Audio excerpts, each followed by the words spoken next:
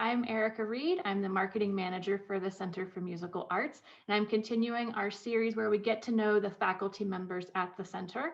Today, I am sitting down with Rex Spease. How are you doing today, Rex? I'm doing very well. Thank you, Erica. Thanks so much for spending the morning with me. Could you Sure. tell me a little bit about your role, your history with the center, and what you teach? Okay, I began teaching at the center in 2018, and I teach saxophone mainly, and some clarinet and flute for beginners. And Mary Youngerman takes the more advanced students on those instruments. So, but I've been doing it, like I say, for 3 years, and I'm also a participant in concert. Uh, we're going to have an upcoming concert on the porch in April and May, and I'm going to be doing that. And so I just love to play, and I love to teach. And my students range in age from um, fourth or fifth grade all the way up into the 60s. So I kind of like that. It creates a lot of variety for me. It's fun, very fun to teach. That's great to hear about. Can you tell me a little bit more about your teaching philosophy? I love this idea that it includes all age ranges. Yeah. Well, I think as an instructor that it's good for me, and that my responsibility actually to meet the student where they are musically, and and encourage their present abilities, and encourage growth in their interest, and give direction for further growth. I have a student who is very interested in history, 19th century history. And so, I've gone out of my way to find some music from that era that would make it more meaningful to him as we study uh, music from that era. And so I just really enjoy getting together. And my philosophy, I guess I would have to say, is to encourage and define uh, the parameters for what it takes to get there, and ask the students to practice and ask questions, trust themselves.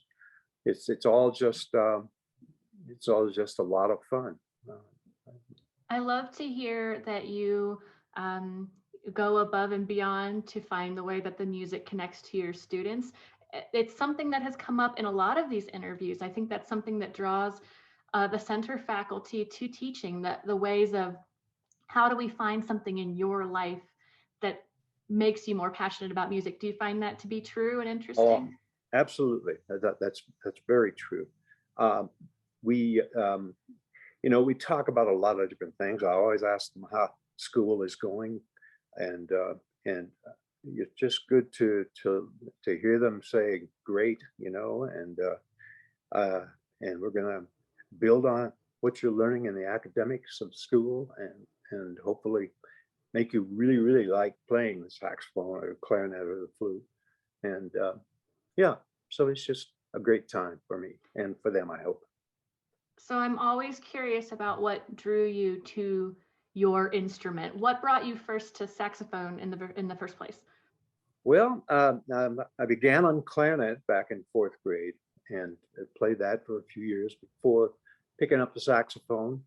Yeah. What drew me to play the saxophone was a rock band, local rock band that I was in, wanted a saxophone player. So I thought, yeah, sure, I'll do it, So I had to borrow somebody's saxophone. I hadn't owned one yet. And so that's really how I got started in it. But then later, after my rock years, I started to study jazz. I had taken a very sincere interest in the saxophone. I wanted to pursue it, and so jazz seemed to me like the next avenue for growth on the saxophone, and I really I liked hearing it. I I was in the United States Navy music program, and they gave me a really good basis or basic interest. I had bands and individual instruction, and so I guess, started to grow musically as far as jazz while I was in the Navy for 4 years, and so and I just stayed with it, and it's where I am today, teaching it. It's fun. I think that blend of the rigor of the military and the expression of music, that's an interesting partnership. Yes, it was. It was an interesting 4 years. I noticed I didn't say 20 years. I don't know that I don't know that I could have taken it for that long. It was the military, lifestyle wasn't for me. But at the same time, I look back and think, wow, I had such a great instruction program at the School of Music in the Navy, and I really grabbed onto it and took off after my Navy years and started continuing to play and study. So let's pivot from the rigor of the military and talk about jazz improv, because you also teach jazz improv at the center. Why is improvisation important for musicians, or how does it benefit musicians? Well, I think that a lot of students are looking for something maybe other than what's written on paper, as far as music on manuscript paper. And I took an interest in, again, back in the Navy, in jazz and improvisation. It's an excellent way to encourage students to further their study and grab onto what goes on in jazz improvisation, which kind of boils down to knowing enough music theory to look at the chord symbols and know what notes to play on a given chord, and sometimes play outside that chord if they really want to get modern. And so it's an excellent way to teach it. And I use the Jamie Aebersold, which is a series of jazz improvisation books that's been, I think it began back in the 1960s and still thriving today, as far as a way to teach jazz and to encourage students to practice and look at those scales, even if it really bugs them to have to do scales. Well, a lot of students kind of rebel at the thought of playing scales, but it's very helpful when teaching. Gotta have the foundation. Gotta have that foundation. So, and most of them are very good about it. Very good. So what are you doing when you're not teaching or listening to music or playing in rock bands or jamming on the center porch? What are you doing outside of music in your life? I haven't played in the rock band for quite some time, but I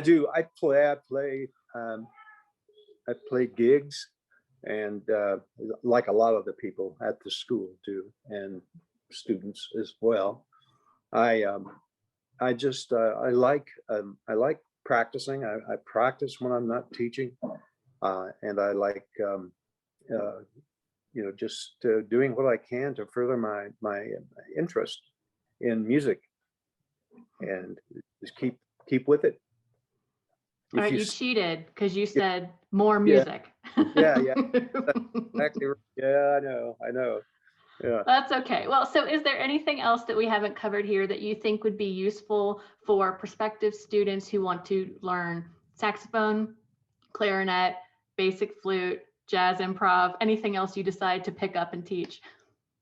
Well, I hope that the people who see this, hear this, take it to heart. I hope they can tell that I'm pretty enthusiastic about what I do, and that it's a lot of fun, and it's an excellent way to teach kids to think, to think outside of the written music, and for jazz improv, and to take a chance. And it's really a lot of fun. The look in the face of kids, or adults for that matter, who finally catch on and venture outside of the basic note on paper structure and play of their own melody. It's just fantastic to see that kind of recognition on their faces, that hey, this is fun. It really is. Um, Well, I've certainly felt the passion today. Thank you for taking oh, some time to talk with me. you're welcome. Thank you, Erica. Appreciate it.